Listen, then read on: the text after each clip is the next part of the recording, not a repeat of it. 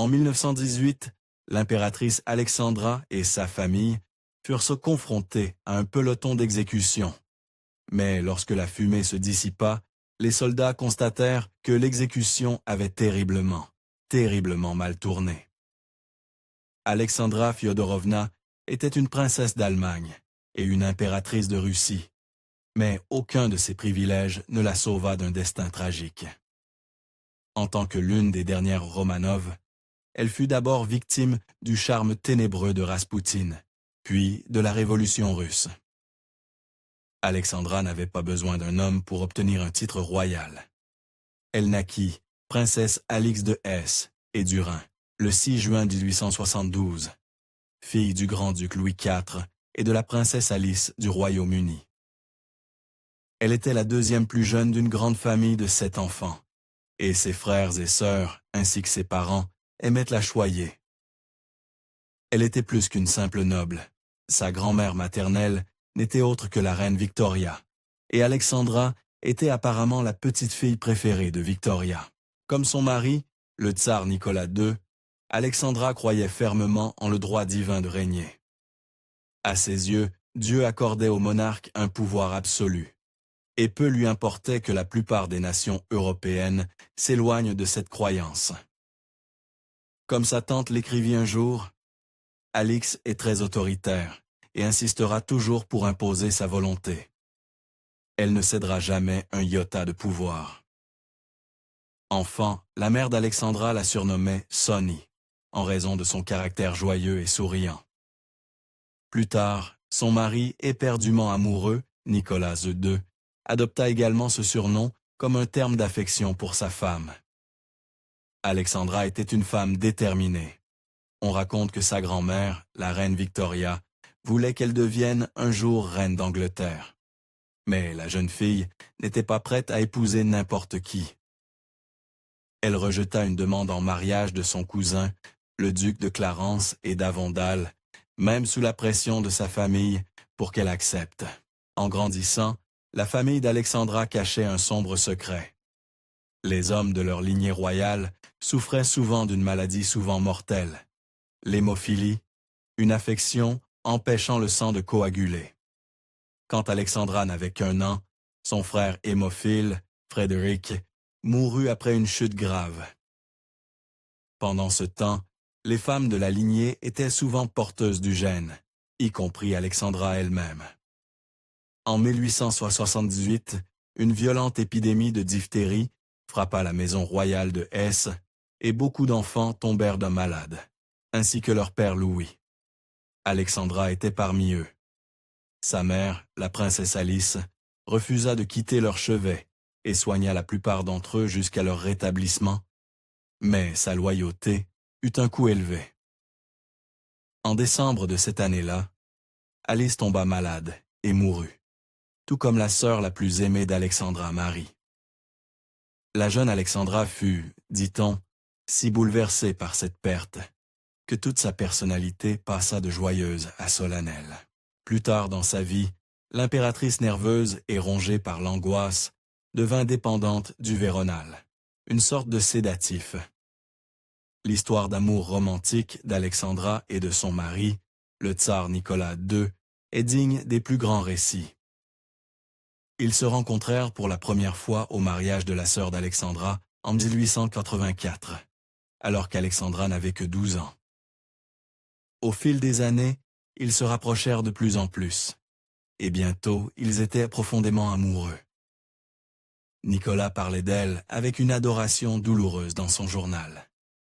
Il écrivit « C'est mon rêve d'épouser un jour Alix. Je l'aime depuis longtemps. Pendant longtemps, j'ai résisté à mon sentiment que mon rêve le plus cher se réaliserait. » Nicolas et Alexandra s'aimaient peut-être passionnément, mais ils furent d'abord confrontés à un chagrin. Les parents de Nicolas, Alexandra et Maria, étaient farouchement anti-allemands et refusèrent catégoriquement lorsqu'il demanda à l'épouser. Du côté de la famille d'Alexandra, la reine Victoria n'était pas non plus ravie, car elle détestait personnellement le père de Nicolas. Quand Nicolas proposa finalement à Alexandra, sa réponse fut totalement inattendue. Elle refusa. Bien qu'elle l'aimât, elle était nerveuse à l'idée de se convertir de sa religion luthérienne à l'orthodoxie russe. Le père de Nicolas, Alexandre III, n'accepta pleinement Alexandra comme future belle-fille qu'à l'article de la mort.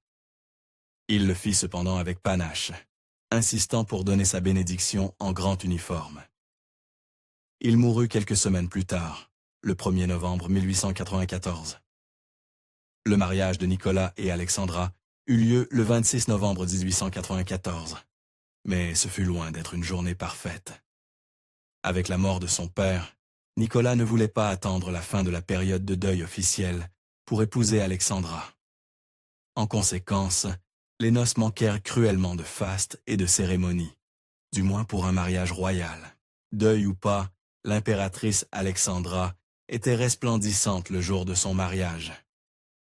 Son grand-père, le prince Albert, avait conçu son voile, et elle portait la magnifique couronne nuptiale des Romanov sur la tête.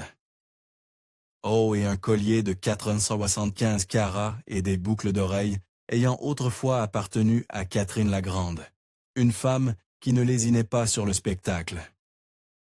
Moins d'1 an après le mariage, l'impératrice Alexandra donna naissance à une fille, Olga, le 15 novembre 1895.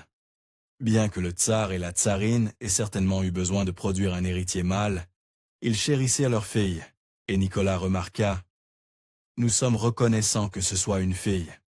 Si c'était un garçon, il aurait appartenu au peuple.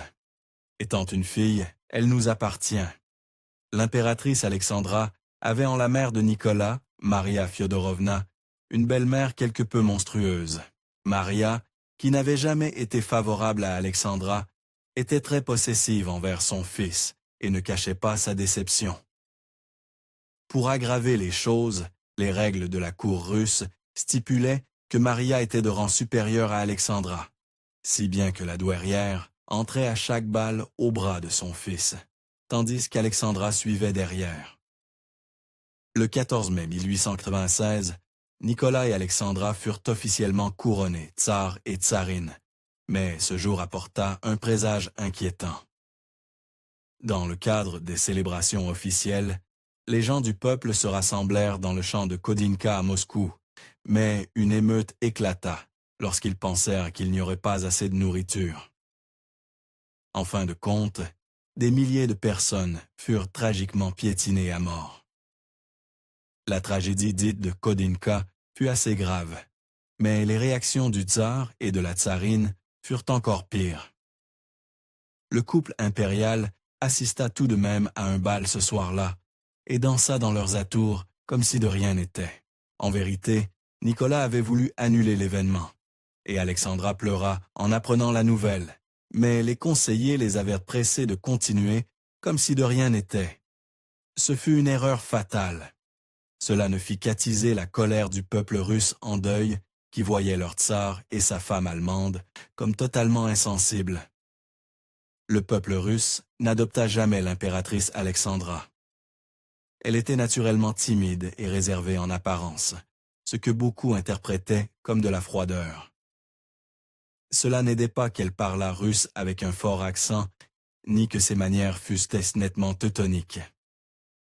Pour le peuple russe, le plus grand défaut d'Alexandra était son incapacité à produire un héritier mâle pour le trône.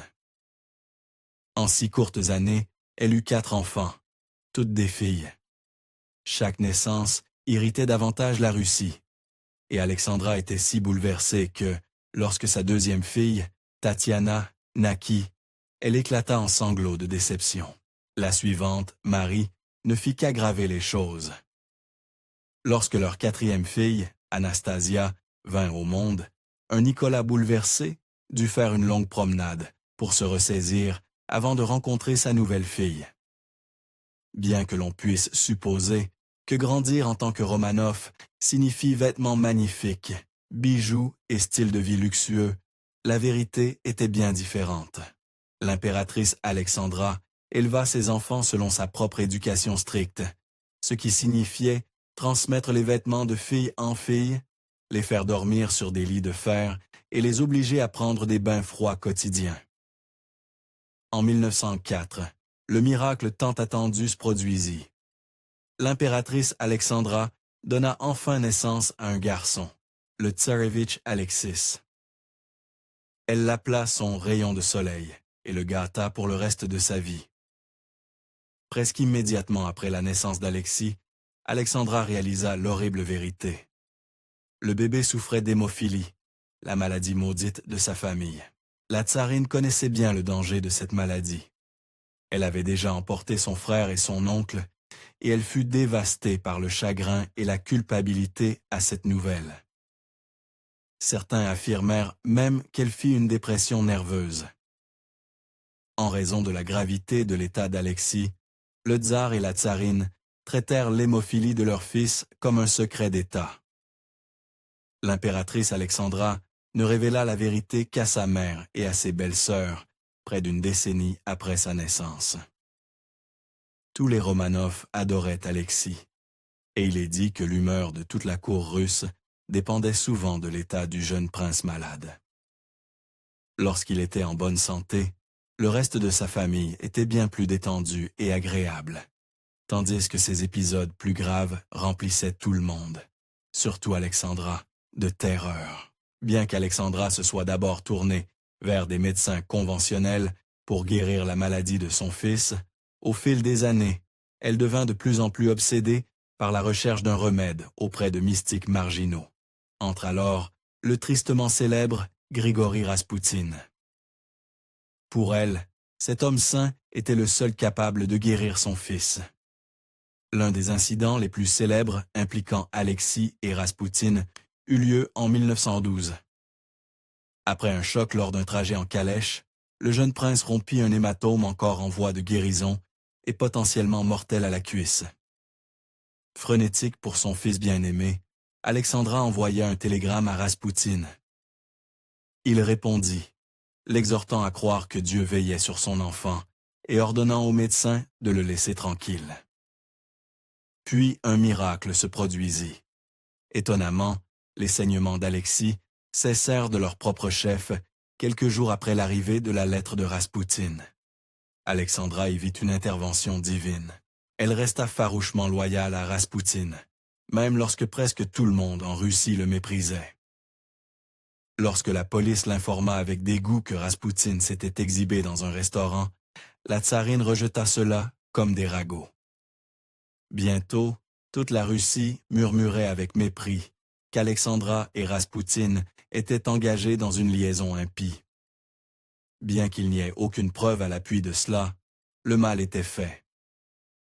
La fille d'un ambassadeur britannique affirma même que des aristocrates parlaient ouvertement, dans leur salon, de la nécessité d'assassiner Alexandra pour le bien de la nation. Bien que les rumeurs sur sa liaison avec la tsarine fussent infondées, les véritables habitudes de chambre de Raspoutine étaient encore plus scandaleuses. Il avait une réputation pour son appétit charnel démesuré, et des foules de femmes admiratrices se rassemblaient devant son appartement, attendant parfois des jours pour le rencontrer. Au cours des dernières années, l'épuisement nerveux et ses nombreuses grossesses rendirent Alexandra apathique et immobile. Elle mangeait et dormait très peu, avait les pieds enflés et prenait des remèdes à base de plantes pour renforcer son pouls.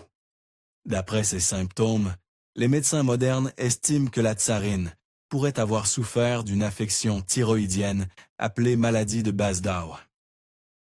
Le déclenchement de la Première Guerre mondiale marqua le début de la fin pour Alexandra et sa famille. Non seulement la Russie fut plongée dans un conflit coûteux et mortel, mais les origines allemandes d'Alexandra la rendirent encore plus détestée.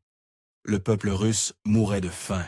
Raspoutine conservait une place à la cour, et Alexandra était une gouvernante incompétente, pendant que Nicolas était à la guerre. En 1917, tout cela conduisit inexorablement au début de la révolution russe. Soudain, la tsarine et ses enfants furent prisonniers dans leur propre palais, et les rebelles forcèrent Nicolas à abdiquer le trône. Les premiers mois de la vie de la famille Romanov après la Révolution se passèrent dans un confort relatif, mais en 1918, tout prit une tournure sombre. Les bolcheviks prirent le pouvoir et les transférèrent à la maison Ipatiev, ou ce que les révolutionnaires appelaient la maison à usage spécial. À Ipatiev, les gardes les privèrent de tous leurs privilèges et titres royaux. L'un des gardes les plus agressifs de la maison Ipatiev appelait le tsar Nicolas, l'ivrogne de sang, tandis qu'Alexandra était la sorcière allemande. Bien que les bolcheviks pensaient avoir confisqué tous les bijoux des Romanov dès leur arrivée dans la maison à usage spécial, Alexandra avait un secret dans sa manche. Elle avait dit à ses enfants de coudre des émeraudes, des diamants et autres joyaux dans leurs vêtements, au cas où ils pourraient s'échapper rapidement et auraient besoin d'argent. C'était une idée astucieuse, mais elle se retourna contre eux de la manière la plus brutale. Vers minuit, le 17 juillet 1918, le commandant bolchevique Yakov Yurovsky ordonna aux médecins de la famille de réveiller tous les Romanov impériaux et de les faire descendre au sous-sol de la maison. Yurovsky informa alors l'ancien tsar qu'ils étaient condamnés à mort. C'est alors que les tirs commencèrent, mais l'exécution tourna terriblement, terriblement mal. Les soldats tirèrent d'abord sur un Nicolas et une Alexandra stupéfaits, avant de viser leurs enfants. En quelques instants, le chaos régna, alors que les balles remplissaient la petite pièce de fumée et de bruit. Pourtant, lorsque la poussière retomba, les soldats firent une découverte bouleversante. Toutes les filles Romanov étaient encore en vie. Les bijoux cousus dans leurs vêtements les avaient de quelque peu protégés des tirs. De manière déchirante, les soldats durent reprendre l'exécution, jusqu'à ce que le travail soit terminé. Cela prit 20 minutes atroces.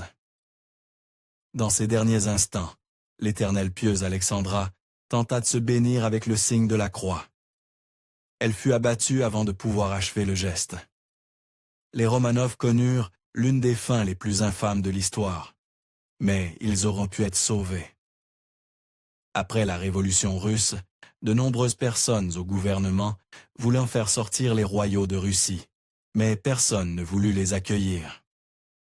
Puis, le cousin de Nicolas, le roi George V d'Angleterre, refusa de leur accorder un refuge sûr, craignant les répercussions politiques. Pendant des années après l'exécution, des rumeurs persistèrent selon lesquelles la princesse Anastasia, ou l'un de ses frères et des sœurs, avait d'une manière ou d'une autre échappé au massacre et était en vie. Plus célèbre encore, une femme nommée Anna Anderson apparut dans un hôpital dans les années 1920 et prétendit être Anastasia. Elle ressemblait étrangement à la princesse disparue, et certains crurent qu'elle pouvait réellement l'être. Cependant, des tests ADN récents des restes des Romanov confirment la triste vérité. Anna Anderson n'était pas Anastasia, et tous les membres de la famille impériale moururent ce jour-là en juillet. Merci d'avoir regardé History Exposé. Si vous aimez découvrir les meilleures histoires de l'histoire, aimez et abonnez-vous pour continuer à explorer avec nous. N'oubliez pas de visiter notre page principale, Factornet, pour découvrir d'autres faits incroyables sur tout.